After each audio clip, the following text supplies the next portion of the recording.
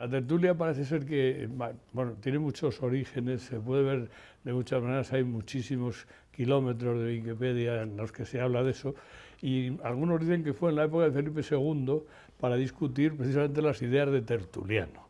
Entonces, bueno, pues Tertuliano, que era un padre de la Iglesia, cristiano, pues, en fin, se dedicaba a esta gente a comentar a Tertuliano, que escribió 3 libros, pero que en realidad no se conserva ninguno, con lo cual no se sabe muy bien lo que trataban. Bueno, hay otra teoría que dice que las academias del siglo de oro, como la Academia Selvaje, hecha en Madrid, y luego la Academia Mantuana, en la que estaba Lope de Vega, y ahí leyó su arte nuevo de hacer comedias. Y luego después había Academia Nocturnos, etc. Bueno, había muchas academias y han seguido haciendo, y ahora pues sigue habiendo, pero ahí hay un pequeño declive que ahora mencionaré. Pero el nombre de Tertulia podría venir de Tertuliano, claro. ¿Pero de dónde viene el nombre de Tertuliano? Esto es un poco más interesante. Parece que su padre era un centurión del ejército romano en África, con Escipión y estos, y se destacó porque, bueno, Roma se destacó por tener grandes oradores, y lo que era pues con un temperamento muy pasional, el padre de Tertuliano. Y fue un académico que tuvo una gran educación porque el padre creía en la cultura. Dice que escribió 3 libros, pero ninguno se ha conservado. Su especialidad fueron las leyes y sus métodos de argumentación demuestran que fue un destacado abogado romano. O sea que en aquella época ya los abogados se ganaban muy bien la vida en Roma. El nombre, él no se llamaba Tertuliano en realidad. Parece ser que él se llamaba Quinto Septimio Florente, y le pusieron Tertuliano en referencia a Marco Tulio Cicerón. Porque era 3 veces más listo. Sí, porque era, que Cicerón no lo voy a presentar a ustedes, pero sí decía Tretulius, porque era 3 veces mejor que Cicerón, y desde Tretulius Tertuliano. Bueno, también otro asunto que tiene que ver con las tertulias y que me parece interesante es que don Miguel de Unamuno, que tampoco lo voy a presentar, y que se llamaba a sí mismo tertuliero monologante, que es un término que me ha parecido muy bonito, pues él decía: alguna vez he dicho que la verdadera universidad popular española ha sido el café y la plaza pública. Los usureros de la investigación suelen quejarse del ingenio que se derrocha en España en las tertulias, lo estiman tiempo perdido. ¿Por qué? Los ingenuos e ingeniosos espíritus socráticos y contertulios no son famosos, pero mantienen vivas la tradición oral, las leyendas y las utopías.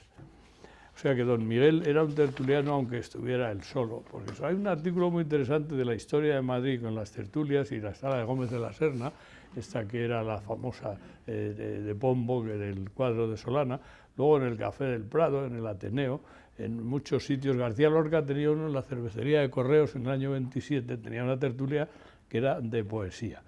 Quizá el más reciente y más importante era el Café León, que, como dice el texto de Carlos Osorio, Las tertulias de Madrid, pues que incomprensiblemente se ha transformado en un pub irlandés, el Café León, que era un sitio maravilloso.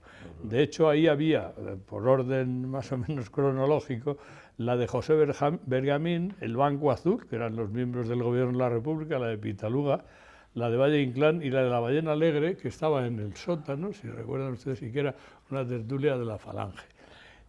Había otro León, el León d'Or, que se reunían los del año 55, Sánchez Ferlosio y Aldecoa, en una que presidía Rodríguez Moñino. Yo realmente tuve una tertulia en el Café León cuando hacía la tesis. Yo, a estas alturas ya, pues yo tenía la necesidad de saber más cosas que la química del estado sólido que empezábamos a desarrollar, y entonces allí en la Complutense pues busqué gente de otras facultades y nos reuníamos una vez a la semana y cada uno contaba lo que estaba haciendo, pero luego ya más cosas. Y era interesante. Entonces teníamos competencia de otra tertulia que se ponía por allí para ver quién hablaba más bajito, para que no se enterasen los demás de lo que se decía, no para ver quién hablaba más alto, como ocurre ahora. Bueno, ahora también está claro que en Madrid no es fácil tener una tertulia, y no es fácil por el ritmo acelerado y estresado, que es el que nos ha hecho llegar casi tarde, pero sobre todo, dice, porque resulta, esto lo dice Osorio, resulta difícil encontrar un lugar que reúna el sosiego necesario para la conversación. El mayor número de tertulias, el nivel de ruido en nuestros bares y cafeterías es atronador. Luego hay otro factor interesante, y ese factor interesante es que si uno ahora va a una cafetería y ve una pareja de novios o de novias o una familia, pues están todos con su teléfono mientras el café se enfría y de repente se lo toman. Esto ha sido enemigo de la conversación, se dice, y yo creo que es la mejor herramienta. De hecho, hace poco hemos traído a la Fundación Areces al inventor de la batería de litio, que es gracias al cual todos tenemos teléfono. Y deben saber ustedes que hay en el mundo 10.000 millones de teléfonos móviles, que es más que el número de habitantes, 1,5 el número de habitantes. Bueno, pues el teléfono ha sido un gran enemigo de las tertulias, porque ya nadie hace. Bueno, pues otro asunto de las tertulias actuales, que son más bien radiofónicas y televisivas, es que todo el mundo sabe de todo. Aparece de repente la fusión nuclear, que si quieren ustedes luego hablamos, que es muy interesante. Pues de eso, pues cualquiera que ha estado de reportero de sucesos, pues habla de la fusión nuclear sin conocimiento de causa, que es como mejor se habla de las tertulias.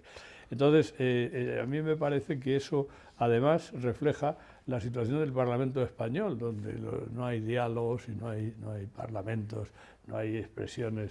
Y luego hay una cosa que a mí, yo prohibiría, a mí no soy nada partidario de prohibir, yo prohibiría aplaudir en el Parlamento. Me parece un sonrojarse de que habla uno y todo, ¡ah! Y habla de tal. Y vamos, que esto todavía en los toros de Carabanchel, de donde procedo, no de los toros, sino de Carabanchel, de lo que estoy muy orgulloso, pues eso a mí me parece que había que prohibirlo, pero cualquiera prohíbe esa cosa. En fin, lo que aquí esperamos en el Colegio Libre de Eméritos es que la placidez y tranquilidad y ponentes con gran conocimiento de causa en un ambiente distendido sobre temas de interés general para todos los españoles. Yo espero que no solo seamos los asistentes, sino que en algún momento pueda haber público en general, que eso pues estaría bien. Si lo del humus teníamos ahí un sitio y se podían, y la gente pues si está bien asistía. Esto con lo de las tertulias. Lo segundo que quería decir también muy brevemente es que el tema que he elegido es el de Europa. Y he puesto ese título de Sienkiewicz, Quo Vadis Europa. Era Quo Vadis Domini, habla de San Pedro, como recuerdan todos ustedes, que el Señor volvía. Bueno, pues a mí me parece que el tema es muy importante. Yo creo que en mi generación, que bueno, pues yo soy casi de las más antiguas de los que estamos aquí, la palabra Europa era una palabra mágica, casi mítica. Para nosotros no salíamos nunca. Yo pude salir a los 15 años, fui a Francia a ocuparme de preceptor de unos niños, cosa sorprendente y poco frecuente, y estuve en Francia y ya pues empecé a ver cómo eso era muy diferente. Pero vamos, resulta que cuando en los años 60 empezábamos bueno, yo fui en el 57, salir ya a Europa y eso, ahora somos la cuarta potencia de la Unión Europea, lo cual es realmente un cambio extraordinario, ¿no? Pero Europa, que es una entidad maravillosa, está también lleno de problemas, y esos problemas tienen que ver con el nacionalismo y la federación y la confederación. Pero antes de ya, bueno, decir dos cosas de cada uno de estos señores, que ya saben ustedes probablemente más de lo que voy a decir, les decía que he conseguido medir la importancia de la palabra, del término Europa. Y esto pues se hace con Google. Claro, Google es el profesor Schuller, que es un catedrático de física bastante notorio de la Universidad de San Diego, ya hace tiempo que dijo que Google era como Dios, porque está en todas partes y lo sabe todo. Y entonces yo cuando voy a dar una charla, cosa que me ocurre pues, con mucha frecuencia, sobre todo cuando daba clases, pues le pregunto a Google sobre el tema que voy a dar la charla. Entonces yo le he preguntado a Google y he puesto Europa. Y entonces si lo pongo en español salen 4.000 millones de resultados en 44 centésimas de segundo, o sea, medio segundo. Si lo pongo en inglés, Europe, salen 7.000 millones de entradas. Si pongo Asia, Asia es más grande que Europa y está mucho más poblada, pues solo salen 4.000 millones. O sea que, como Europa en español, pues luego África, 5.000 millones. América, pues América en español es poco importante, 1.500 millones, un tercio de nosotros. Pero si lo pongo en inglés salen 10.000 millones de entradas. América, claro, sí. Y luego Oceanía. Oceanía es que da un poco pena, son 40 millones. Muy poquito. En fin, yo creo que esto puede servir para darnos una idea de que efectivamente la idea de Europa es una idea importante y que y que como París valía una misa, pues Europa puede valer una tertulia. Y ahí, brevemente voy a decir que don Eduardo Serra, que nació en Madrid, que es abogado, lo define, no sé si le parecerá bien, abogado y político español independiente. Yo desde luego yo lo firmo eso, pero espero que él también. Entonces, bueno, estudió el bachillerato en el Ramiro de Maeztu y la carrera de Derecho. Fue profesor en la cátedra del profesor Ruiz Jiménez de Filosofía y en la de García Enterría de Derecho Administrativo. Y luego fue abogado del Estado con número 1 de su promoción en el año 74. Tiene una característica de que la mitad de la vida profesional ha sido en la administración pública y la otra mitad en la privada, lo cual a mí me parece pues, notable. Y además fue con UCD subsecretario de Defensa, con el PSOE secretario de Estado de Defensa y con el PP ministro de Defensa. En un país cainita, ese me parece un ejemplo que haya podido compaginar su realidad con esas cosas. Luego, bueno, pues ha sido en el sector privado presidente de varias empresas y ha dedicado parte de su vida a colaborar con organizaciones benéficas, como la Fundación de Ayuda contra la Drogadicción. Ha sido presidente del Patronato del Prado y presidente fundador del Instituto Elcano. Y es miembro del Colegio Libre de Méritos desde 2022, que es este año.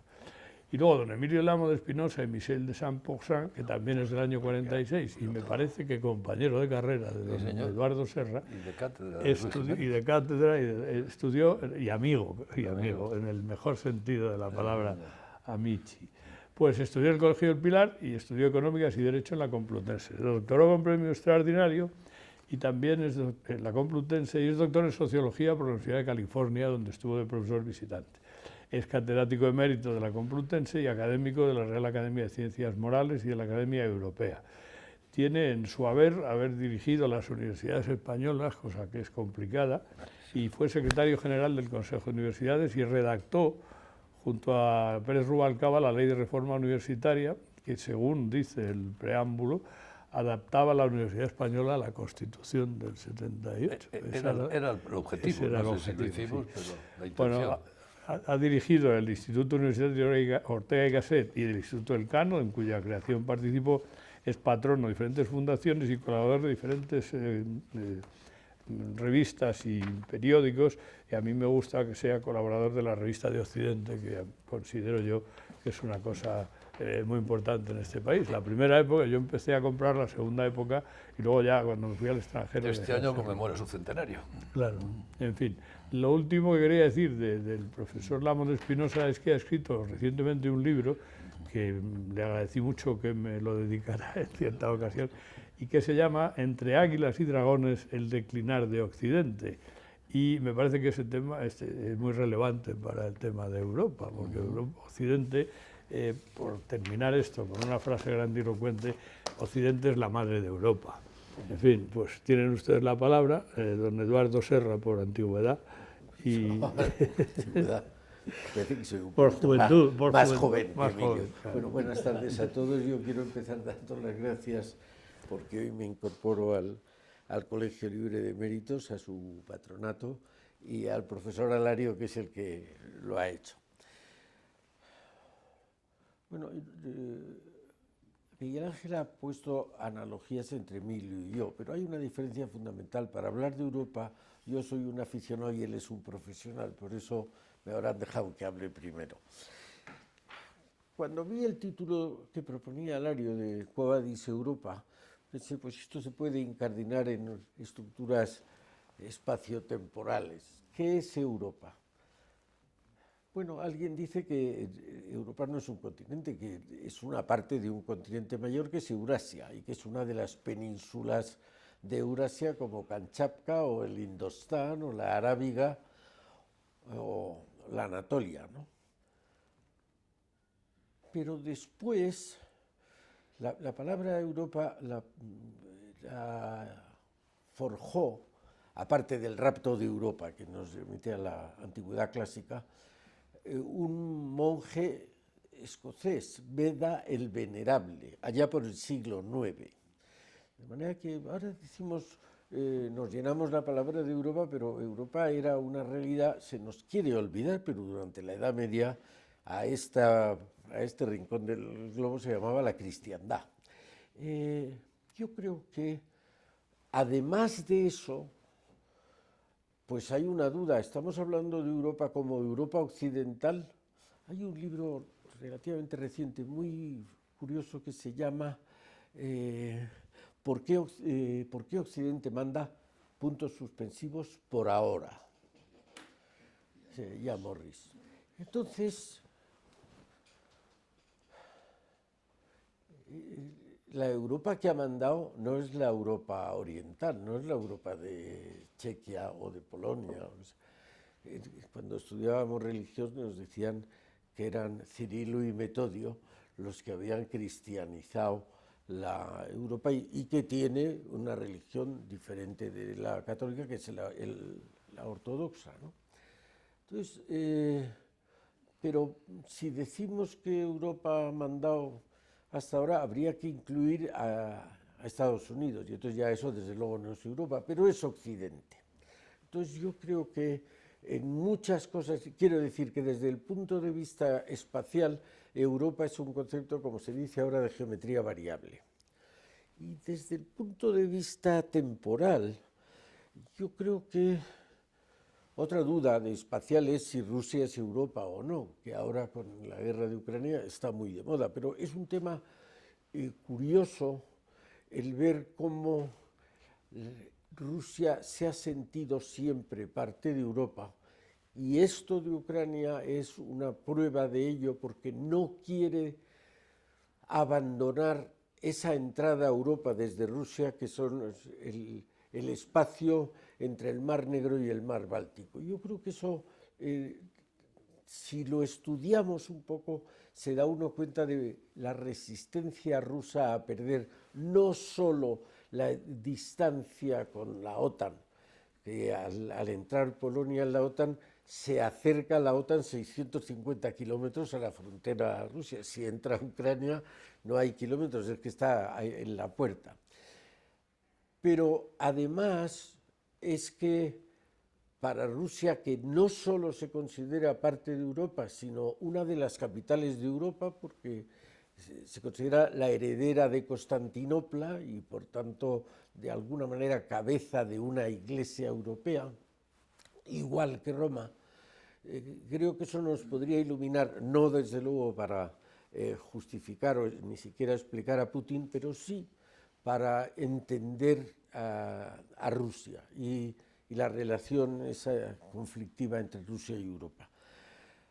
En el tiempo, hay otro libro que pues, está bien, de un periodista que se llama Tim Marshall, que se llama Prisioneros de la Geografía, y que son 10 mapas, y en cada uno de los mapas empieza por China, Rusia, Europa, Medio Oriente, tal. Y cuando el capítulo de Europa se abre con una frase diciendo: el mundo moderno brota en Europa.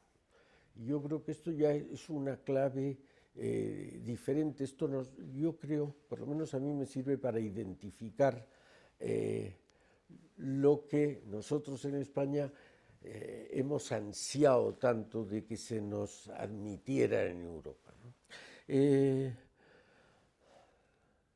El mundo moderno, ¿cuándo es el mundo moderno? El mundo moderno, hay quien entiende que es desde la Ilustración y la Revolución Industrial. No le hemos dado, creo, en España suficiente importancia a la Revolución Industrial, y esto es tema para otro día, pero a mí me parece dos cosas muy sencillas de la Revolución Industrial. Una, es el movimiento más importante de la historia de la humanidad para explicar la situación actual. Si de época de Cristo al siglo XVIII la riqueza del mundo se multiplicó por 1,5, desde el 18 aquí se ha multiplicado por 180. De manera que eso es, de repente nos puede hacer pasar de una economía de la escasez a una economía de la abundancia. Pero junto a eso, junto a la Revolución Industrial, el siglo XVIII nos trae la Ilustración. Me parece una buena manera de definirnos si cogiéramos los distintos ejemplares que ha producido la humanidad. Yo creo que nosotros nos podríamos clasificar como burgueses ilustrados, es decir, alguien que supera los 1000 años de edad media dominados por la aristocracia terrateniente y que venimos de los habitantes de las ciudades, de los burgos, y que nos pasa la Ilustración, fenómeno que no se había, yo creo, con esas características producido antes. Y con ello nacen los estados industriales, la Revolución Francesa. Y en ese mundo yo creo, y es la segunda cosa que decía, la Revolución Industrial, la gran desgracia de España, desde mi punto de vista, es que por aquí, en vez de llegar a finales del 18, principios del 19, la Revolución Industrial, nos llegaron las tropas de Napoleón y nos perdimos esa fiesta que fue la Revolución Industrial y su extensión en Europa. Europa, esa Europa occidental, ha liderado el mundo moderno, creo que sin duda. Y ya unos dicen desde la Primera Guerra Mundial, otros dicen desde la Segunda, se ha cedido el testigo a Estados Unidos. Hoy el líder del mundo es Estados Unidos. Si decimos que en términos temporales, la edad moderna, de verdad, la edad moderna, que en los libros de geografía de fuera decían que era desde 1453, que toma Constantinopla, lo toman los turcos, aquí estudiábamos que era en 1492, que es el descubrimiento de América por parte de Colón. Me tardó muchísimo tiempo en darme cuenta que las dos fechas tenían una relación íntima. Se intenta ir navegando hacia el oeste porque se había cortado al tomar Constantinopla los turcos la ruta de la seda. Portugal había intentado llegar bordeando África, no quedaba para España más que seguir la ruta de Colón.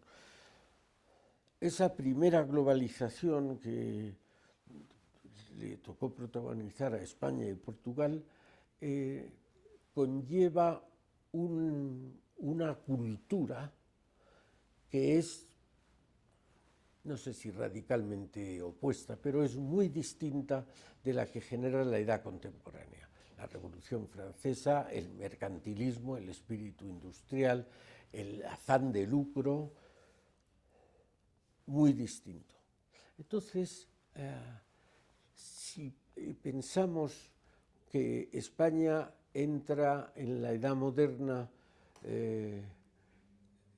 liderando Europa, en la edad contemporánea entra subyugada por Europa, por Napoleón, pero luego ya viene Inglaterra y tal, de manera que esto lo digo, la relación con España, porque la siguiente cuestión es si hay una cultura europea.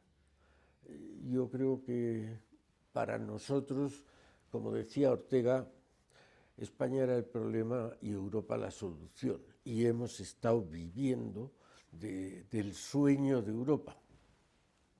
Recuerdo, y tú a lo mejor recuerdas, Emilio, que en uno de los patronatos del Elcano, Felipe González nos dijo que a lo mejor había que repensar si nos interesaba más ubicarnos en Hispanoamérica que en Europa, entre otras cosas, no por razones económicas, sino entre otras cosas por razones demográficas. Pero el caso es que creo que desde España se ve mejor que desde otros países de Europa, que lo de la cultura europea, pues desde mi punto de vista, es forzar los términos. Creo que hay más similitud, digo de verdad, entre la cultura española y la argentina o la peruana o la colombiana que entre la cultura española y la danesa o la sueca. Yo no pretendo de ninguna manera decir que a ver si nos ubicamos, no, pero no intentemos desfigurarnos. Me siento mucho mejor leyendo a Vargas Llosa que a Ibsen, lo siento.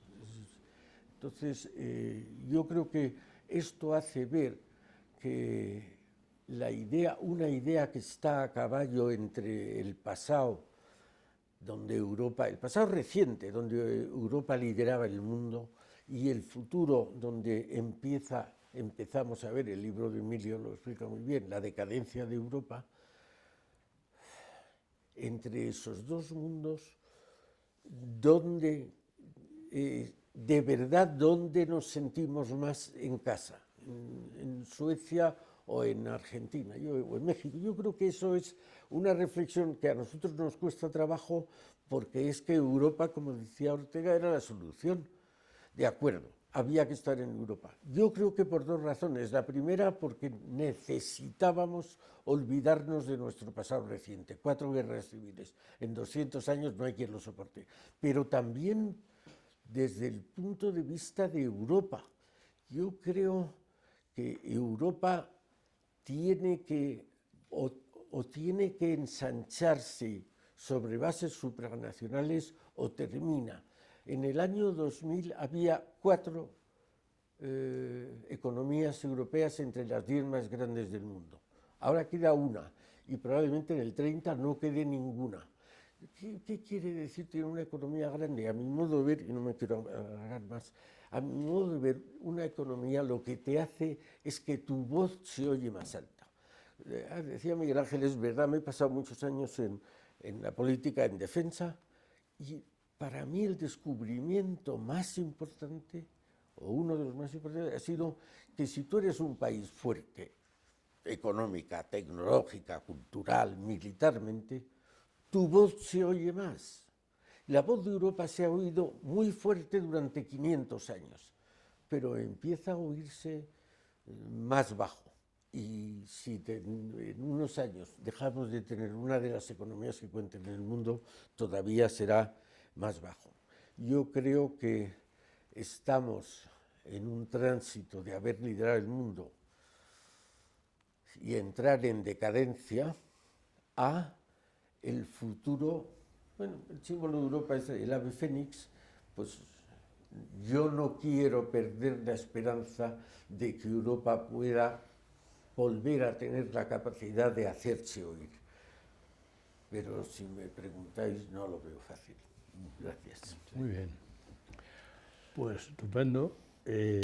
No sé si decir que es optimista o pesimista, parece intermedio, ¿no? El futuro.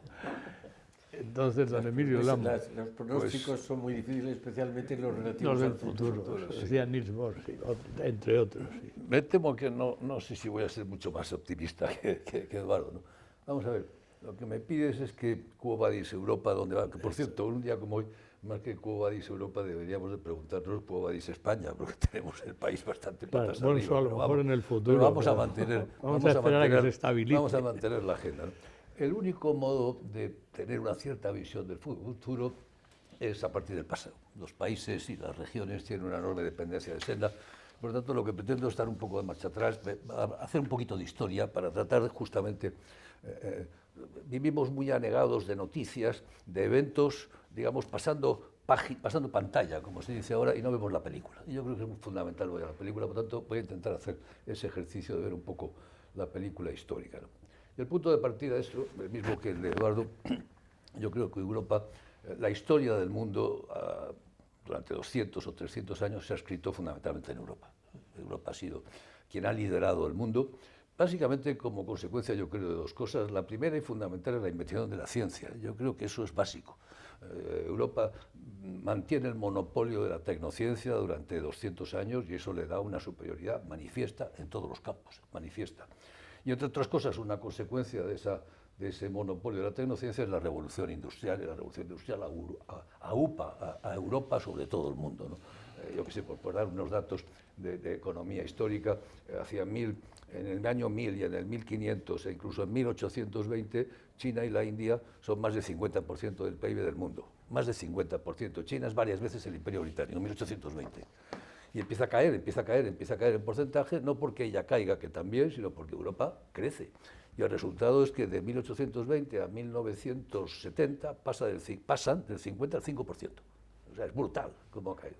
Por lo tanto, el potencial europeo es inmenso, y eso lo ves en que la historia de América pues se escribe en España y Portugal, y luego un poco en el Reino Unido y en Irlanda, y la historia de África en la conferencia de Berlín a finales del 19, Europa se reparte África entera.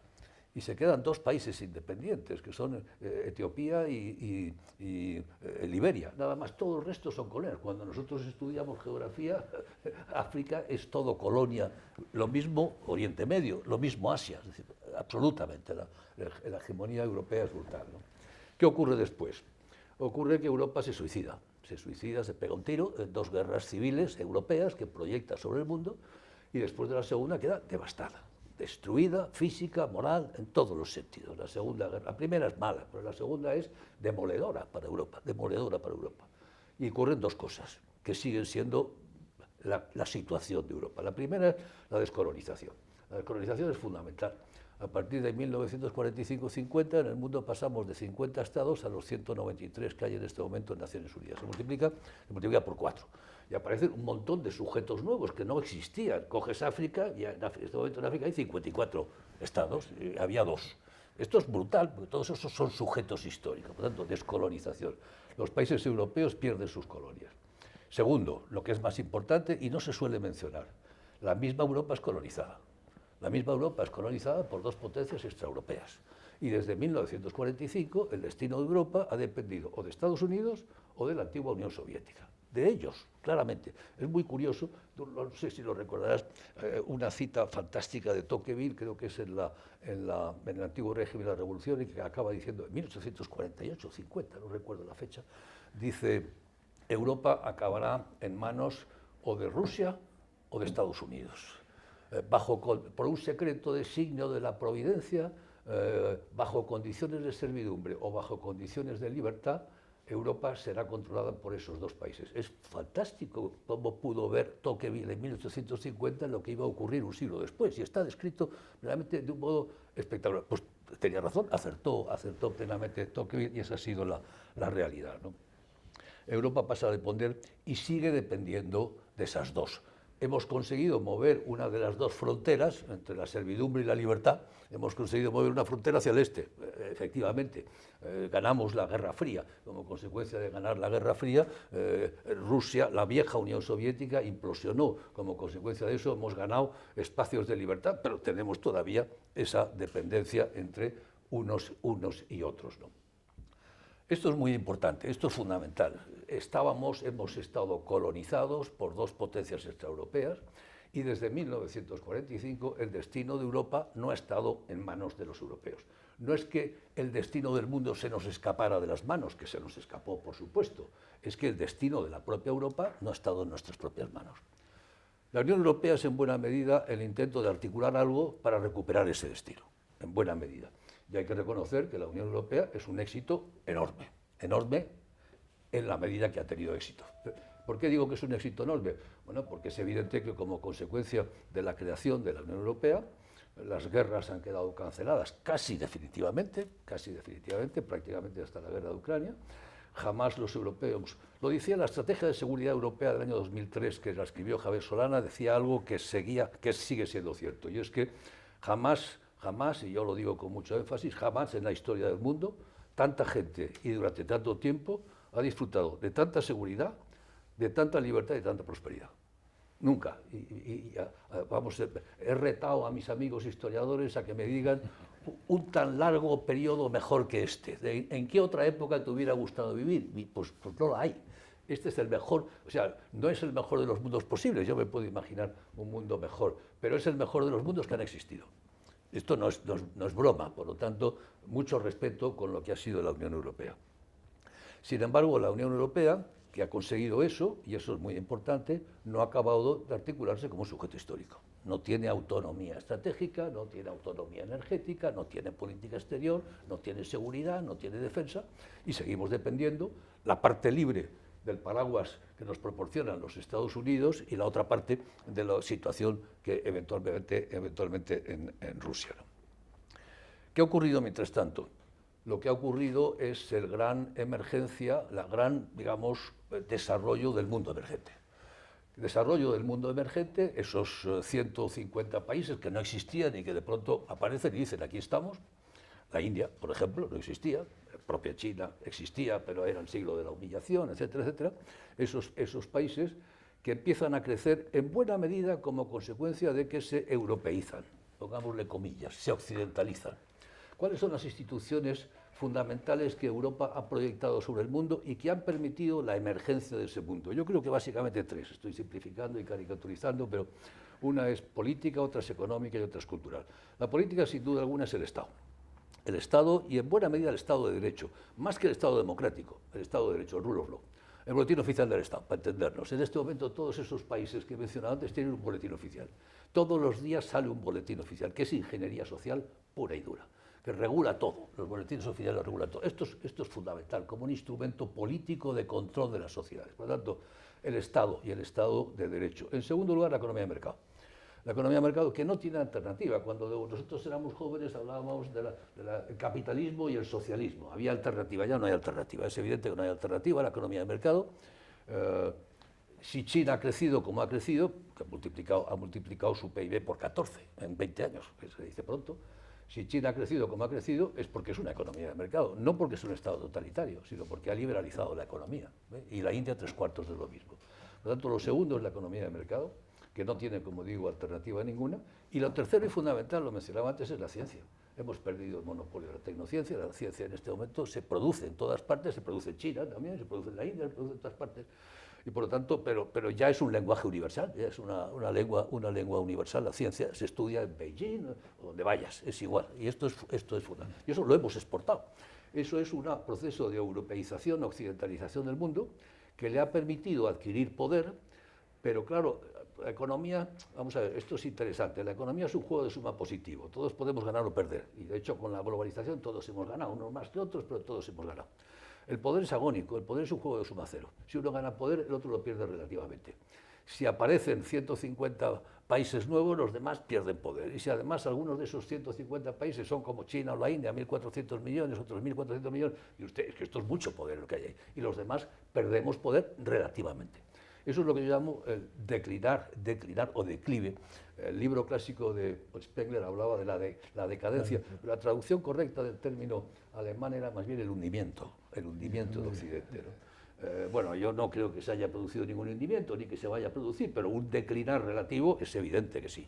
Es claramente evidente que sí, ¿no? Por lo tanto, ese es el gran problema. Me acuerdo que Van Rompuy se preguntaba, el gran problema es qué papel va a jugar Europa en el nuevo océano geopolítico. El nuevo océano, es decir, Europa es una colección bastante bien avenida de países herbívoros, pero estamos rodeados de países carnívoros. Nosotros somos kantianos, normativos, rule of law, pero estamos rodeados de países jovesianos que quieren en la fuerza y en el poder. Esta es la realidad. Por lo tanto, nuestro problema en este momento, y ahora empiezo a terminar, es Quo Vadis, es decir, es evidente que Europa ya no va a liderar el mundo, no, desengañémonos, no vamos a ser líderes del mundo, de ningún modo, no tenemos capacidad, no tenemos fuerza, 700 millones, 600 millones, somos el 7% de la población del mundo, el 7%, en Asia está el 60%. Hay que darse cuenta de eso, ¿no? África tendrá pronto un 20 y tantos % de la población del mundo. Solo Nigeria se espera que tenga 800 millones de habitantes, más que toda Europa. No vamos a liderar el mundo, no vamos a liderar el mundo de ningún modo. Nuestro problema es si seremos capaces de construir nuestro propio destino. Como nos anima Angela Merkel, Europa tiene que tomar el destino en sus propias manos, o nos va a ocurrir como nos ocurrió a ellos antes, y es que otros marquen nuestro propio destino. Este es un poco el dilema de Europa en este momento es, ¿seremos capaces de construir nuestro destino o nos lo van a escribir otros? Como ha ocurrido desde el 45, no nos engañemos. Porque si mañana Estados Unidos decide que se retira, como ya amenazó Trump con hacerlo, declaró la OTAN obsoleta, luego con un estilo muy trumpiano declaró obsoleta su previa declaración de obsolescencia, pero nos dejó a todos absolutamente trastabillando. ¿Y de qué va este tío? Pues como Estados Unidos se retire, nos encontramos colgados de la brocha, no tenemos capacidad para articular nuestro propio destino. Por lo tanto, este es el dilema de Europa en este momento, es ese, tiene que unirse, tiene que articularse, y no acaba de ser consciente de esa coyuntura. Hace pocos años, un sondeo que hizo la Bertelsmann Stiftung en 30 países, preguntaba pues, cuáles eran los world powers today, los poderes mundiales hoy, ¿no? Evidentemente, en primer lugar salía Estados Unidos, indiscutible. El segundo era China, 50%. Estados Unidos 80%, China 50%. E inmediatamente después, casi prácticamente empatados, salía Rusia, el Reino Unido, Japón y la Unión Europea. De modo que la Unión Europea no parecía como más poderosa, por ejemplo, que el Reino Unido o que Japón. No lo parecía. Pero más entretenido era ver quién le daba a la Unión Europea ese mediocre resultado, porque entonces descubrías que los franceses, los alemanes y los británicos estaban todos convencidos que la Unión Europea era un world power, 60, 70%, 80%, pero solo el 10% de los brasileños, el 6% de los indios. Es decir, cuando salías de Europa no se habían enterado. Los europeos estábamos convencidos de que somos un gran poder, pero el resto del mundo no se ha enterado todavía, porque no lo somos. Esta es la realidad, porque no lo somos, y ellos lo saben, y nosotros no nos lo creemos. Esta cita que se repite tantas veces, en Europa hay dos tipos de países, los que son pequeños y los que todavía no saben que son pequeños, pero se están enterando. Bueno, pues en esas estamos, en ese proceso. ¿Cuál es el futuro? Ahora me atrevo a hacer alguna... Vamos a ver, yo creo que incluso en el caso muy poco probable de que Europa, las instituciones, Bruselas, los países que constituyen la Unión Europea, tomaran la decisión seria, firme, de construir una Ever Closer Union, una unión de verdad, algo parecido a los Estados Unidos de Europa, construyeran una defensa europea, articularan una energía europea, etcétera, una verdadera autonomía estratégica europea. Incluso en el caso de que realmente se pusieran a ello, eso llevaría no menos de 2 o 3 décadas. Y antes de 20 o 30 años seguiríamos dependiendo del paraguas protector de los Estados Unidos. Esta es la realidad, ¿no?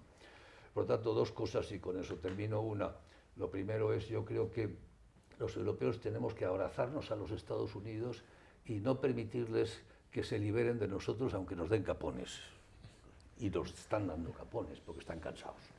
Y nos han dicho muchas veces, ya está bien, yo me quiero ocupar del Indo-Pacífico, Europa es un latazo, gastar vosotros, ya está bien que nosotros seamos la policía del mundo, vosotros lo gastáis todo en mantequilla y nada en cañones, yo tengo que pagarle los cañones de todos vosotros, ya está bien.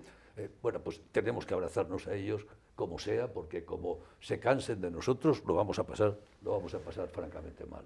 Segundo, y con eso termino, yo creo que realmente el futuro de Europa es más bien el de ser algo así como la Suiza del mundo. Recuerdo que el discurso famoso de Winston Churchill, de Fulton en Missouri, en el que hablaba de que ojalá Europa llegue a ser tan libre y feliz como Suiza, decía Churchill. Europa llegará a ser tan libre y feliz como Suiza. Bueno, Europa es tan libre y feliz como Suiza, pero yo creo que aquel discurso tenía una profunda ironía que es esta, ¿no? El que Europa acabe siendo algo así como la Suiza del mundo. Es decir, una suerte de parque temático, cerrado, sanatorio, de gran calidad, donde se vive muy bien, donde hay derechos humanos, buena calidad, arte, la gente quiere venir a vivir, los ricos del mundo compran pisos y envían a sus familias, porque aquí pueden pasear sus hijas y sus esposas tranquilamente, porque se vive muy bien y a gusto, que tienen la capacidad suficiente para disuadir a los otros de invadirlo, porque no les compensa, porque en el fondo hace falta una Suiza. Todos los países necesitan una Suiza, el mundo necesita una Suiza, y por lo tanto, bueno, pues aquí estaremos en este fantástico parque temático, conservando las catedrales, los museos, la historia, la pintura, etcétera, etcétera, la música, maravilloso, maravilloso, pero rodeados de un mundo de carnívoros. Esta es la realidad, ¿no? De modo que esta sería mi predicción de Quo Vadis Europa. Bueno, y esto es optimista. Quiero decir que esta lectura, no nos engañemos, el ser la Suiza de Europa no está nada mal, porque la alternativa es ser anegado por la historia. Y repito que la demografía a mí me parece absolutamente clave. No puede ser, la edad media en Europa es 47, 46, 48 años de edad. En el norte de África, en el mundo árabe, estamos en 20 y pocos, pero si te vas al África subsahariana son teenagers, 16, 17. Esto no es soportable, o sea, no es soportable. Por lo tanto, estamos comiendo el futuro en el presente, devorando en buena medida el futuro. Los niveles de endeudamiento de todos los países europeos, incluido España, por supuesto, son eso. Estamos conservando el presente a base de devorar el futuro. Bueno, con esto lo dejo. Como veis, no soy mucho más optimista Pero bueno, es un Bueno, optimismo paso. relativo, porque No, si al final es un sanatorio estupendo y Sí, vivimos es- mucho, que nos exacto. ponen el suero y eso y Exacto, vamos exacto. viviendo, Como era la te- novela tiene de Thomas su... Mann, como era la novela aquella de Thomas Mann, la de... Sí, hombre, la de la montaña La mágica. montaña mágica, sí, sí, sí. Pues la montaña mágica. Bueno, la verdad es que tampoco hemos venido aquí a saber dónde va Europa. Quiero decir, había que poner un título, pero no lo sabe nadie, porque hay muchos datos a mí. Lo que también es importante, y lo has dicho implícitamente y casi explícitamente, es la demografía. Es que somos un país de viejos. No solo los que estamos aquí, que es alta la Somos vista, pocos ¿no? y vamos a Sí, menos. Pero bueno, claro, pero ahora os sí. cuento una cosa. Cuando nace mi padre, a comienzos del pasado siglo, Europa era el 25% de la población del mundo. Y cuando nacemos nosotros, a mediados del pasado siglo, en el 45, 46, 50, era el 20%. Era el 20%. O sea que en nuestro ciclo vital hemos pasado del 20% al 7%. Claro, esto es tremendo. Claro. Y el resto del mundo ha pegado un estirón. Bueno, Pero estamos en 8.000 millones. ha sido más bien porque has pegado un estirón el resto del mundo. Sí, pero porque Nosotros hemos nosotros, ido bueno, manteniendo un el poquito, resto del mundo ha claro. pegado un estirón y nosotros nos hemos quedado. Claro, No sé, sí, como Es que, viejecitos. pero eso le pasó al Imperio Romano, ¿no? Cuando uno vive muy bien, acaba decayendo. Me parece a mí, que es una cosa bastante que suele ocurrir en la historia. Pero no sé yo si es obligatorio, si es una necesidad vital, pero sí ocurre.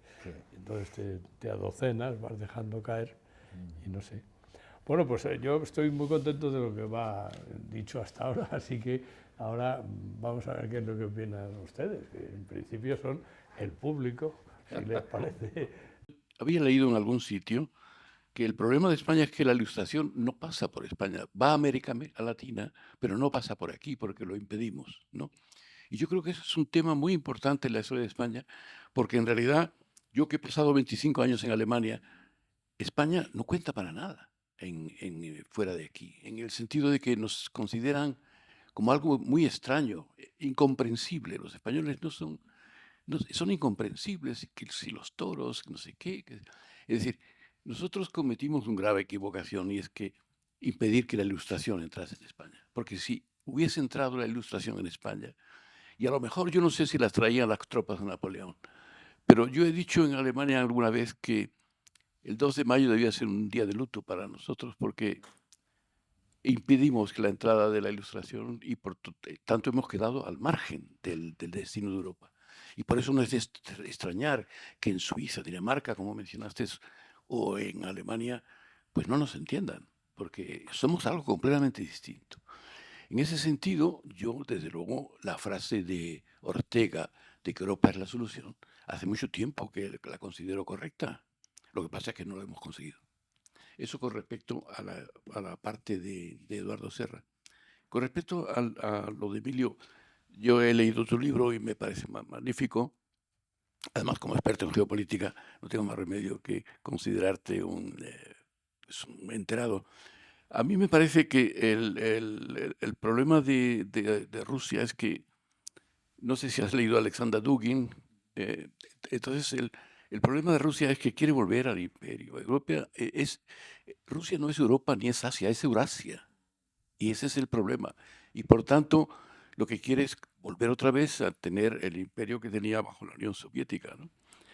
Claro, yo pienso que hemos cometido un grave error los occidentales con respecto a Rusia. Y es que cuando pierde el 91 la Unión Soviética el poder, empezamos, bueno, nosotros no, pero Estados Unidos a poner misiles en todo el resto de los países antiguos coloniales de la Unión Soviética, como puede ser Polonia, Rumanía, etcétera, todos esos países. Bueno, comenzamos en realidad con Erdogan, es decir, comenzamos con Turquía a ponerles misiles en el vientre de Rusia. Y claro, yo entiendo que este Putin, además aconsejado por Alexander Dugin y por otros ideólogos, por cierto, ahora Alexander Dugin dice que había que matar a Putin. Sí, es muy curioso, pero durante mucho tiempo ha sido, tengo entendido, uno de los personas más influyentes con respecto a Putin, ¿no? Así que el problema nuestro es que realmente Europa no cuenta nada, no cuenta nada, no tiene nada que hacer en el futuro. Y por dos razones. Tú has comentado alguna de ellas. Una de ellas es que Estados Unidos está a las narices de nosotros. Y si se retira, como has dicho muy bien, Estados Unidos del apoyo europeo, estamos perdidos. Y en segundo lugar, porque la China está ahí y la China va creciendo lentamente, pero terminará, no lo sé, pero tú has mencionado, me parece el 80% Estados Unidos con respecto a China. No te entiendo. Dijiste No, exacto. has dicho 80% Estados Unidos, China 50%. Sí, exactamente. Ah, bueno, perdona, del poder, de world power. Sí, sí, 80% Estados Unidos, China 50%, correcto. No Pero eso sabía de qué estaba yo creo que eso hablando. va cambiando todos los días. Va cambiando Ah, todos los no, días. claro, se van aproximando. Y hay un escritor estadounidense, inglés, que no recuerdo su nombre, desgraciadamente, porque me hubiera gustado conseguir su libro, que decía que el futuro era el modelo chino para todo el mundo, que sería la dictadura política y la liberalización económica. Entonces, no sé quién es un escritor inglés. Es el de Xi Jinping. Bueno, pero lógico. Tengo el libro con sus principios. Sí, pero el que lo decía era un escritor inglés. Eso lo estoy con Marshall, no sé qué, una historia. Bueno, eso es lo que quería comentar. Realmente yo soy muy pesimista al respecto, como habéis comprobado, ¿no? Eso es todo. ¿Quieres comentar algo? Sí, muy brevemente. Bueno, coincido con lo que dices. A partir de la invasión de las tropas napoleónicas, o por eso, o por al pasar eso no pasa otra cosa, en España no entra la industrialización, con alguna excepción, que ahora la sufrimos. El País Vasco y Cataluña, a mi juicio, aunque están muy retrasados, vienen sintiéndose superiores del resto de España desde que allí les llegó la industrialización y al resto de España no. Hay una excepción que nadie dice, que es Málaga. En Málaga había un cierto polo industrial, pero en fin, aquello se agostó pronto. Yo creo que en el País Vasco se había industrializado fundamentalmente su relación con la cuna de la industrialización del Reino Unido. Cataluña es distinto, hay zonas de Cataluña que se hicieron más industriales y otras que no. Pero antes de eso, España era la enemiga de Europa, porque nosotros defendíamos el imperio. Cuando ahora la gente dice, ¿por qué se habla de la monarquía católica? La gente se cree que la monarquía católica de Carlos V y Felipe II, monarquía quería decir Estado, es decir, el Estado en el siglo XVI se llama monarquía. Y católico quería decir universal. Los Habsburgo, que heredan, gracias al descubrimiento de Colón, Castilla y América, Aragón y el este del Mediterráneo, Flandes y el Imperio Austrohúngaro, se organiza la Reforma Protestante y nosotros cargamos la guerra contra todos ellos. Hoy, en el himno holandés, figura en el segundo párrafo: hay que acabar con el demonio del sur. El demonio del sur somos nosotros. Es decir, que nos olvidaron en la edad contemporánea, pero es que en la moderna éramos el enemigo. Y muchas veces pienso, nosotros éramos los Estados Unidos del siglo XVI y luego se vengaron contra nosotros hasta tal punto que nos creímos la propaganda de nuestros enemigos. Bueno, que se anden con ojo los Estados Unidos. Yo creo que eso es... Creo que el catolicismo que defendió, que era un invento italiano, el catolicismo que defendió la monarquía española, nos costó la enemistad con toda Europa. Y por tanto, nuestra conexión con Europa nunca ha sido cómoda. Primero porque no llegó la industrialización o la ilustración, pero sobre todo porque veníamos de ser el enemigo a batir. Y un comentario muy corto de lo que has dicho, que hablará Emilio, del modelo chino. Yo creo que estamos en un momento de mucho cambio. Me gusta repetir la frase que dicen que le preguntaron a Leonardo da Vinci: maestro, estamos viviendo una época de muchos cambios.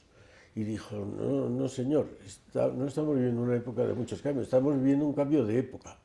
Yo creo que estamos en un momento parecido. Siempre he repudiado, yo lo sabe, el tener un concepto mesiánico de nuestra generación, pero me parece que estamos en uno de esos puntos de inflexión de la historia. Dicen los que saben que en cada momento de revolución es antecedido por dos cambios fundamentales, en la energía y en el lenguaje. Ahora tenemos el lenguaje informático y las energías nuevas, no hablo de la fusión nuclear, pero de las energías renovables, que están alumbrando un nuevo mundo. Entonces aquí no sé dónde vamos a ir, pero el mundo de ayer, que decía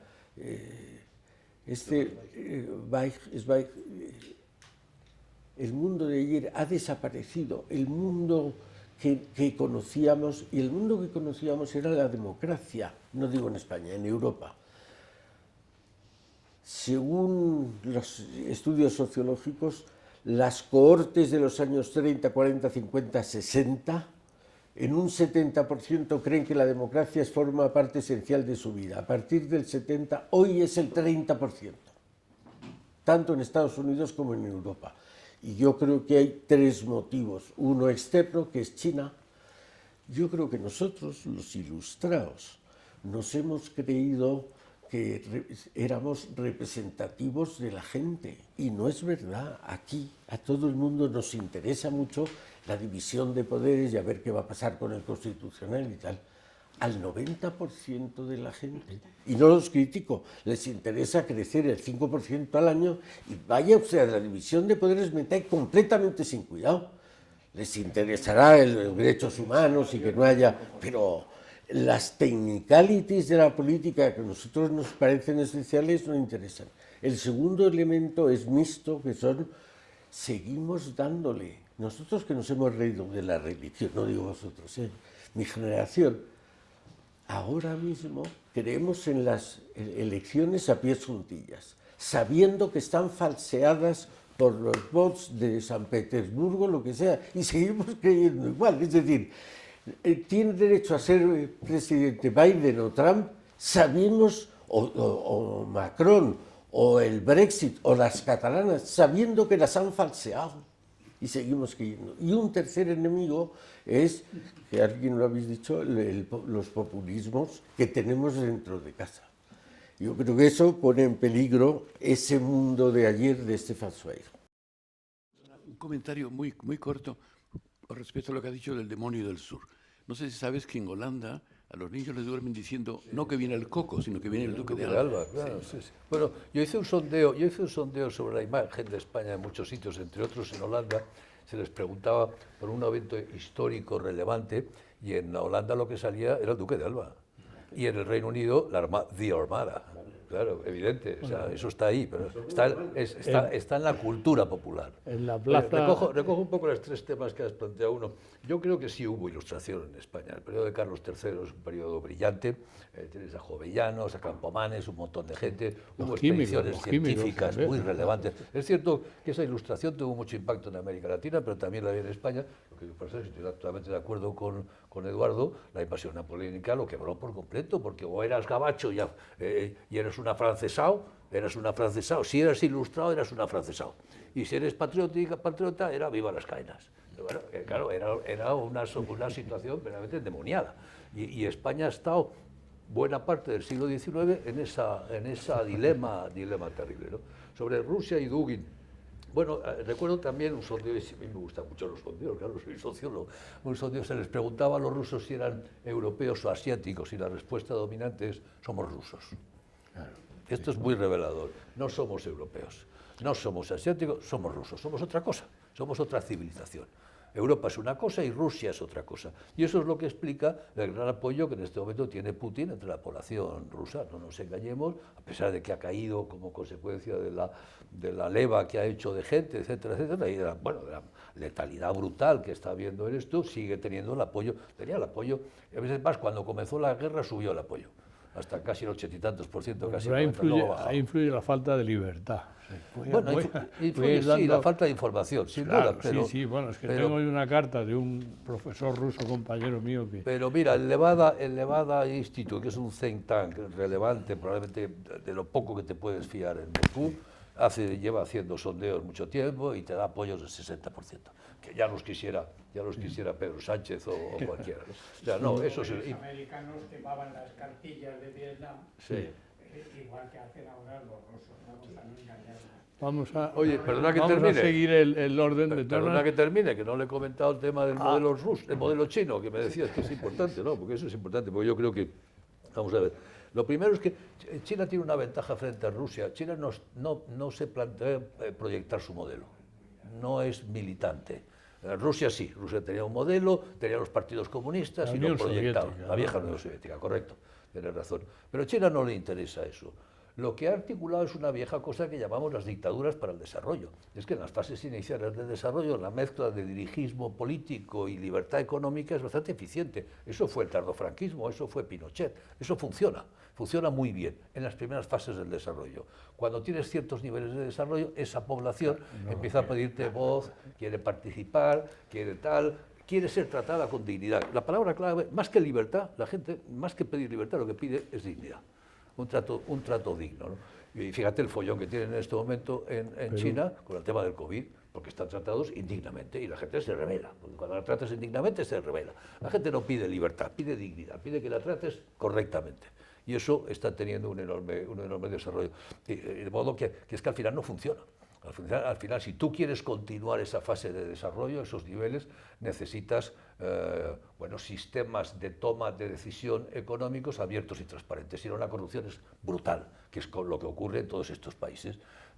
Allí donde tienes Estado totalitario, economía de mercado, tienes corrupción. Fíjate el caso de Rusia, corrupción total, incluso en el ejército.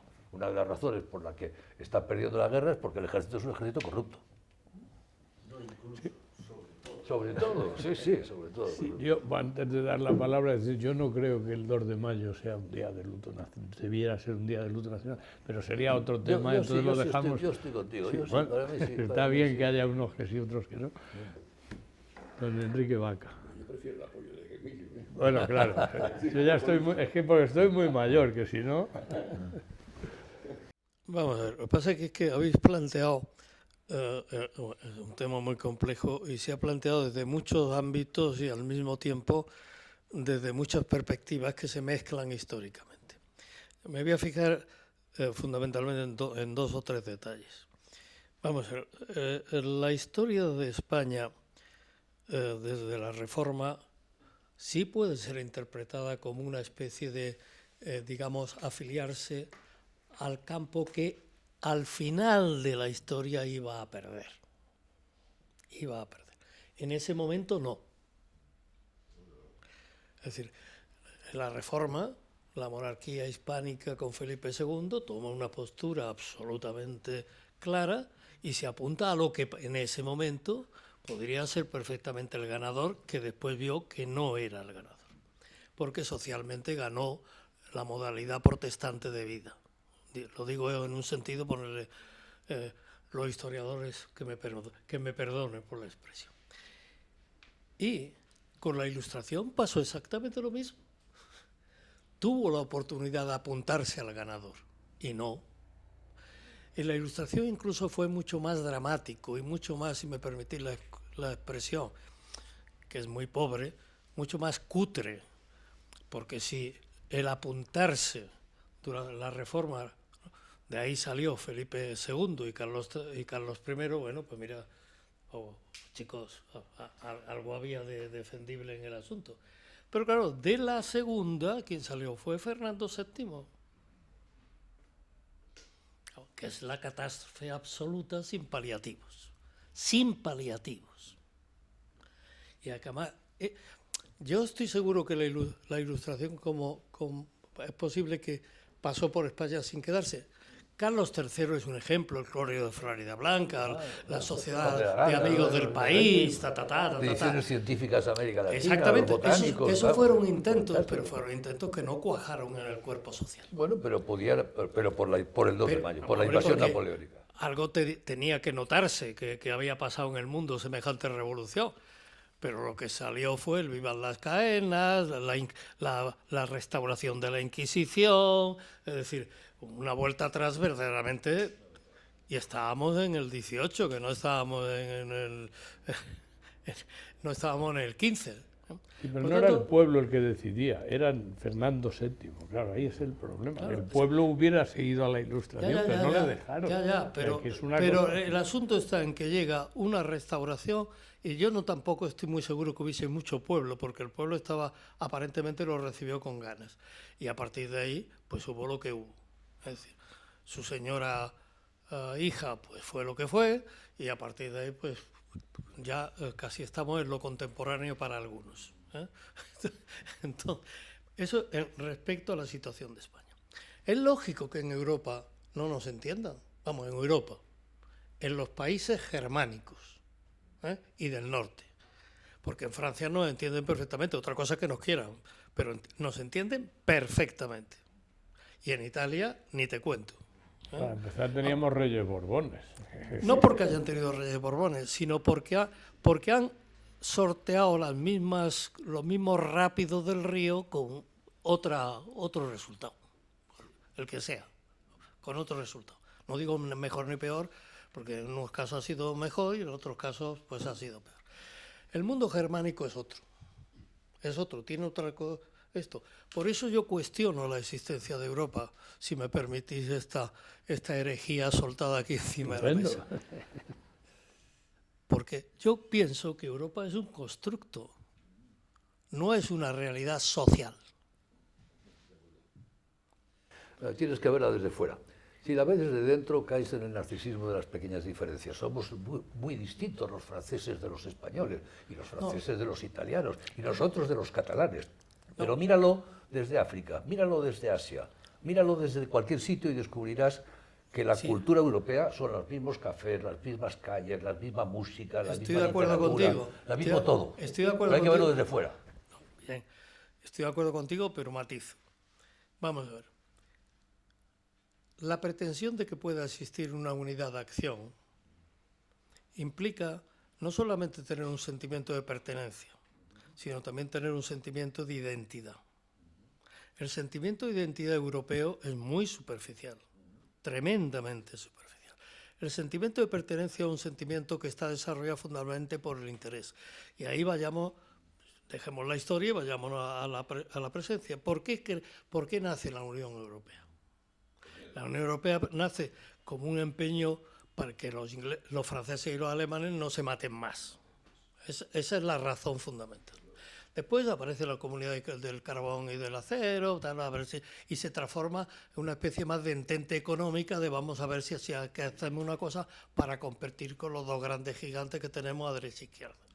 Pero nace para que los franceses y los alemanes no se peleen. La ceca, carbón y acero son los dos elementos fundamentales para una guerra. Una guerra, claro.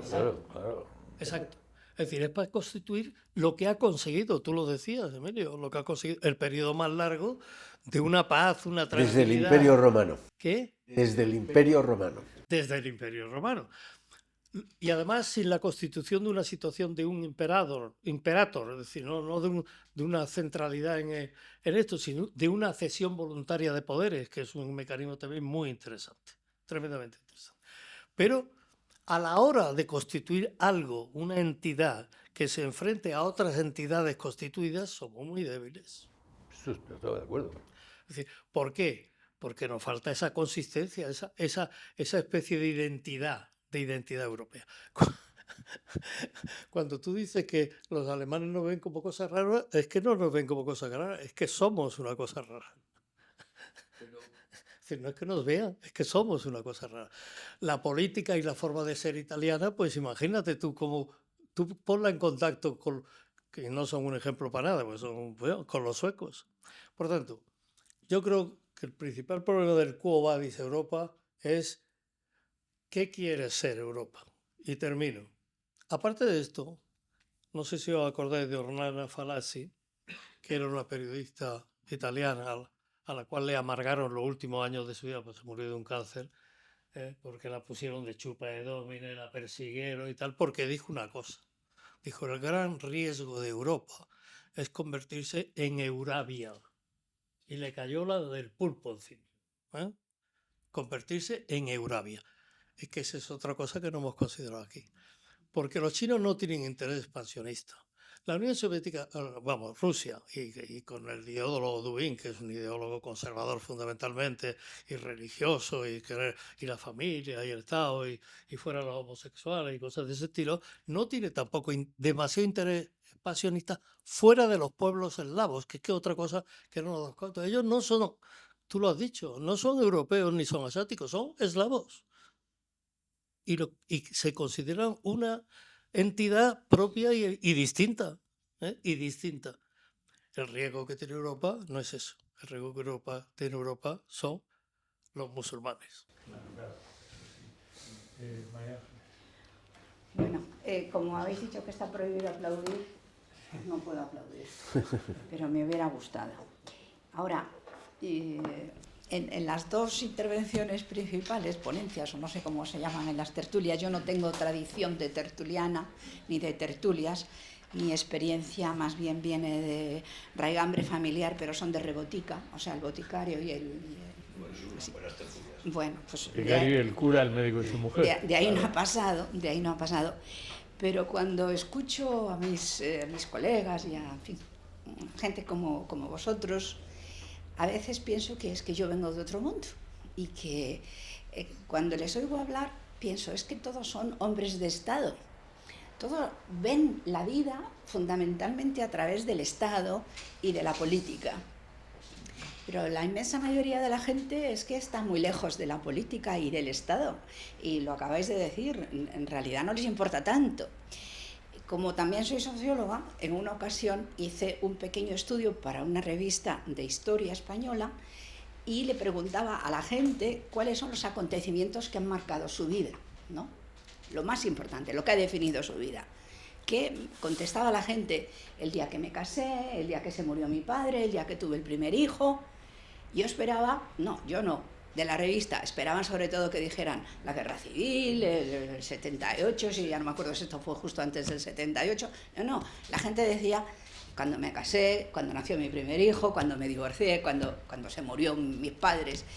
Entonces, el modelo de interpretación de qué es Europa está, como hemos visto, muy vinculado con los estados europeos.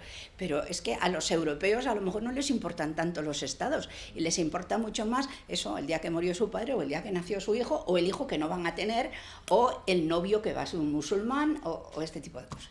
Entonces yo estaba pensando que qué queda de los europeos, que va quedando cada año un poco menos de las antiguas, digamos, dotaciones genéticas europeas, porque es que ahora el caso de Inglaterra, vamos, de Gran Bretaña es tan interesante, ¿no? Que nos pongan a un indio ahora mandando en Gran Bretaña. Claro, exactamente. Y en España tenemos ya muchísimos musulmanes y muchísimos gente que viene de otros sitios. En fin, esa es la idea. Hay otras maneras de ver Europa que sean vistas mucho más a pie de calle y que no sea pensando en las grandes instituciones políticas.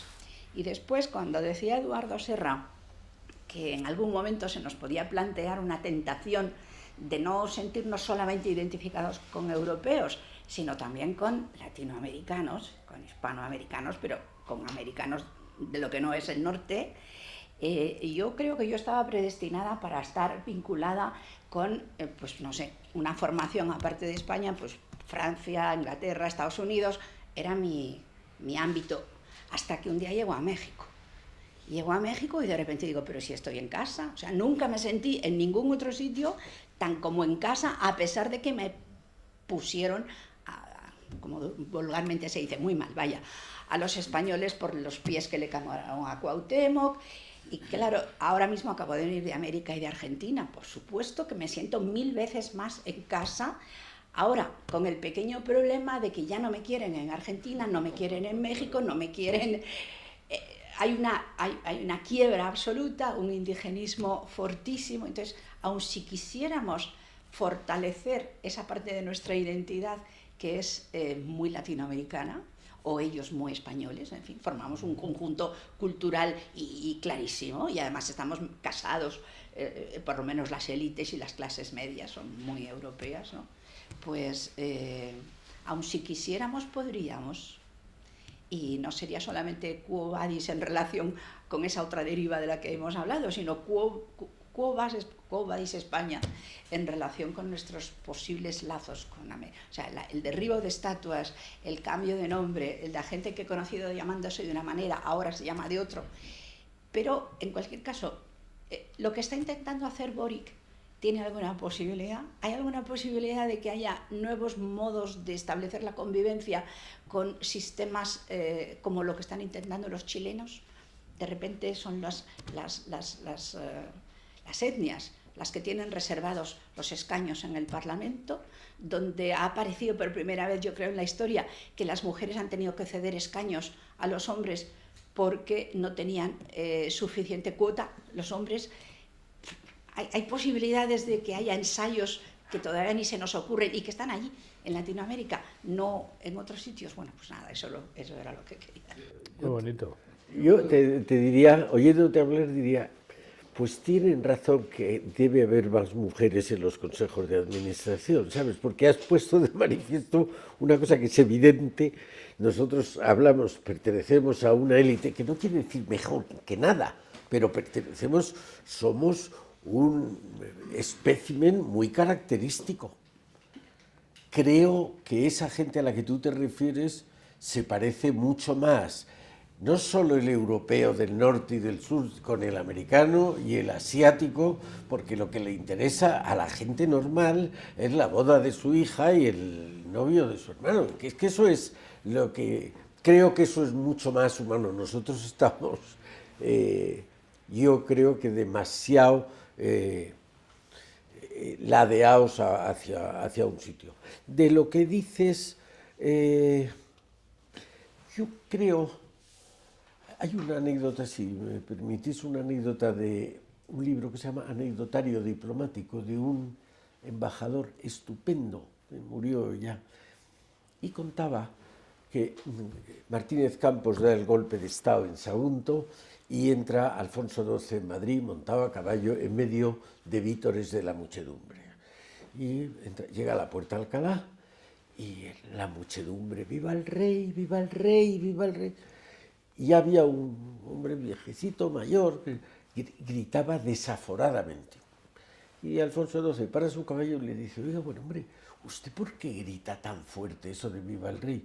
Y dice, no se preocupe, vuestra majestad, grité mucho más fuerte cuando echamos a la puta de su madre. Lo que creo es que parte de la servidumbre de los ilustrados que estamos aquí, de los burgueses ilustrados, es tener complejo con el resto. Y entonces el pueblo soberano es absolutamente manipulable. Y yo creo que eso es algo que, por considerarnos, A, que somos representativos de ellos, y B, que no somos manipulables, pensamos que el pueblo no es manipulable. Creo sinceramente que estamos muy equivocados. Y entonces, ahora en los países sudamericanos hay una moda. Veremos a ver cuánto tarda. Hay un poeta madrileño, que no digo el nombre, pero que decía un verso que me encanta repetir: el tiempo se venga de las cosas que se hacen sin contar con él. Esto de derribar estatuas en California o en Buenos Aires, bueno, pues pasará un tiempo, pero algo que nosotros llevamos 500 años allí. 500 años. Una moda de 5 años, mire usted, no es nada. Yo sí creo que tenemos más, es verdad, el narcisismo de las pequeñas diferencias, por pequeñas que sean, las entre España y Dinamarca son más pequeñas entre España y Argentina, eso es lo que quería decir. Y luego una acotación, no sé si te he contestado a lo que has dicho, pero una acotación. Emilio se ha referido mucho a la Ilustración, Yo me he referido más a la industrialización, que coinciden en el tiempo prácticamente, pero no son lo mismo de ninguna manera. España, la Ilustración, es verdad, Jovellanos, Carlos III, los ministros italianos y tal,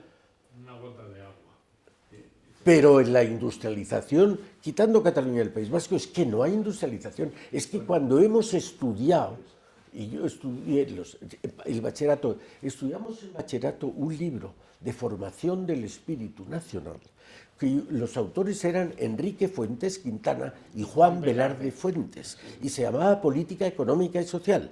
Y en ese libro decía, el 50% de la población activa en España está destinada a la agricultura, y ahora es el 4%.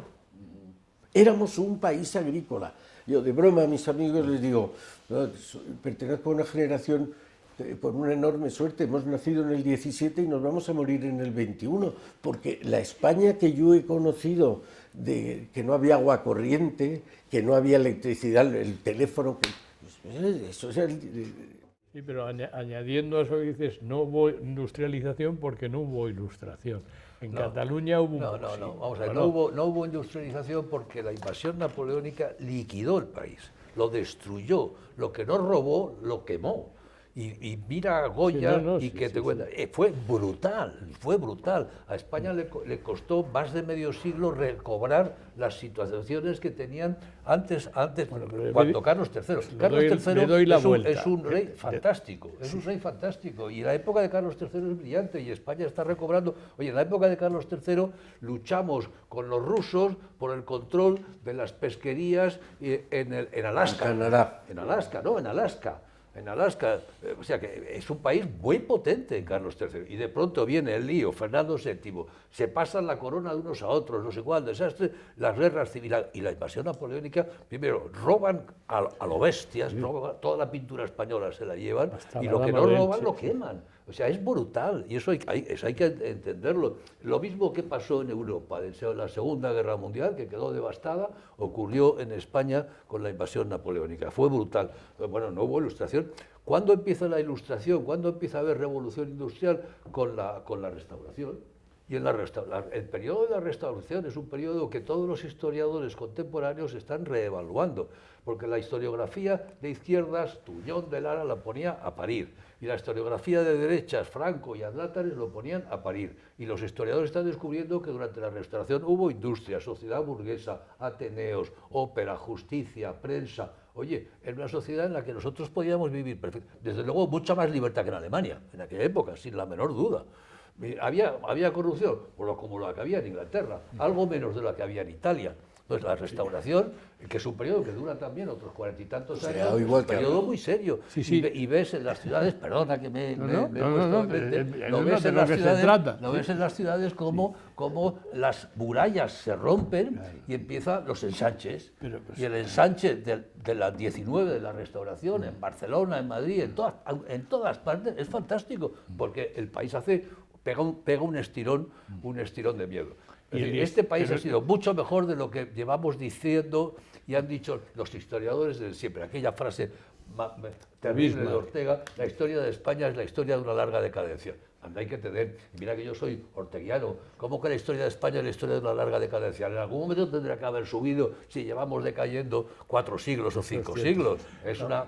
Pero vamos, lo que yo quiero decir es que la industrialización solo en un páramo agrícola no se produce. Primero, poco la cultura. Málaga había una industria estupenda. Pero el Marqués de Larios, Málaga era el Marqués de Larios y poco más.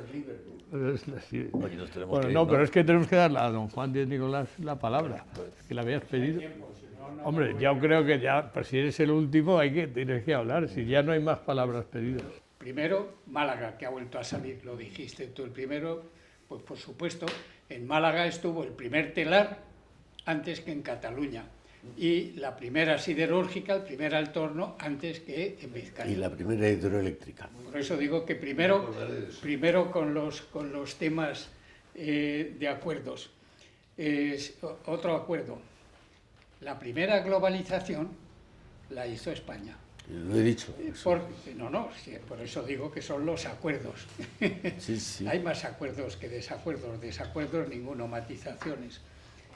¿Por qué fue la primera globalización? No porque quisiéramos, por la biología y la herencia. Carlos I y V heredó España de los reyes católicos y el Sacro Imperio Romano Germánico de su abuelo Maximiliano. Se encontró con eso. Y como al mismo tiempo ya estábamos colonizando América, pues aquello fue la primera globalización. Y tuvo la misma respuesta que estamos teniendo ahora.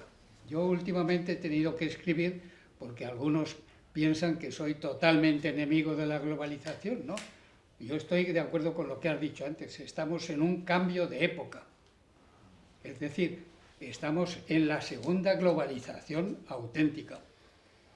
Pero el cambio de globalización de la primera, ¿qué trajo?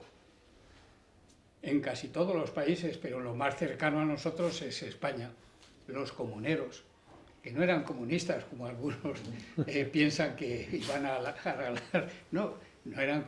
Los comuneros defendían los derechos de los señores feudales, vamos a decirlo claro. Es decir, porque se veían que eso de la globalización, el tener que enviar dinero para las guerras en Flandes, eran guerras del imperio, del Sacro Imperio Romano Germánico, no eran nuestras. Luego las hicimos nuestras, obviamente. Por tanto, segunda globalización. Yo no estoy en contra ni a favor, sencillamente soy un observador de esta globalización segunda, que obviamente es más económico-financiera que política. Por eso, el gran obstáculo, igual que lo fueron los reinos y los señores feudales, el gran obstáculo para esta globalización, y no veáis ni crítica ni alabanza, sencillamente descripción, es el Estado Nacional. Porque el capitalismo industrial está siempre vinculado al Estado Nacional. Como el capitalismo actual es supranacional, pues obviamente le estorba el Estado Nacional. Y no solamente el Estado Nacional, sino los supraestados, como intenta ser la Unión Europea. Yo tengo escrito, y no me retracto, el momento mejor de Europa, en el momento actual, fue Maastricht. En Maastricht llegamos a lo más. Dijimos que íbamos a hacer y no lo hemos hecho. El Tratado Constitucional. Y no nos han dejado, por algo que tú has dicho, Emilio. Es decir, Tocqueville tenía razón que podríamos ser la servidumbre de uno o de otro. No, hemos sido la servidumbre de los dos. Somos la servidumbre, y que lo diga yo, que hombre, por lo menos Emilio y yo creo que Eduardo lo saben. No, pero que a mí se me ha dicho que yo prácticamente como si hubiera sido agente de la CIA, porque era muy proamericano, porque había estado con 17 años y luego después para hacer el posgrado. Pues sí, he comprendido muy bien, pero soy español y desde luego nunca, ojalá hubiera sido de la CIA, estaría bastante mejor económicamente que de lo que estoy, no me quejo, lo digo como de pasada. Por tanto, no, es que Europa ha sido el primer melting pot, no lo ha sido Estados Unidos, hemos sido nosotros. Hasta en España tenemos pueblos con todos los habitantes de antiguos, o sea, descendientes de japoneses, seguro que lo sabéis. Tenemos lo de la Carolina, ¿por qué se llamó la Carolina? Tienen los ojos claros y el pelo rubio. Es decir, pues claro, es decir... Es una repoblación de Sierra Morena que hace Carlos III. Por lo menos yo, y creo que en general los españoles, nunca hemos protestado de que nos invadieran los tartesos, los griegos, los romanos. Oye, que es que solamente España fue el único país que dio 3 emperadores a Roma, al imperio. Todos los demás eran de ellos, italianos. España fue el único que dio 3 emperadores. Ahí está. Los alemanes no dieron. Luego ya después, cuando ya cayó el imperio, que es otra cosa. Por tanto, sí. Y obviamente España estaba en esa encrucijada, en esos crossroads que dicen los anglosajones, porque tenemos una triple vocación y no podemos negar ninguna de las 3.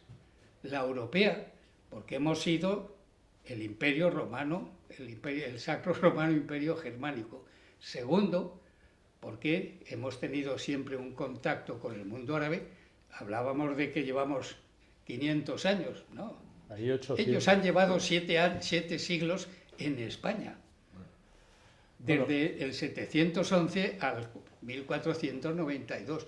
Eso es mucho tiempo, más del que hemos estado nosotros en Hispanoamérica. Pero no era toda España, fue disminuyendo, disminuyendo. Al final, poco a poco Otra fue vez, disminuyendo. citando a Ortega, decía, Pero- no sé cómo se puede llamar reconquista, una cosa que tardó 800 años. Bueno, eso me lo dijeron a mí, amigos libaneses, cuando un día en una conversación, ¿no? En una charla de amigos, yo hablaba de la Reconquista y me preguntó, ¿a qué Reconquista?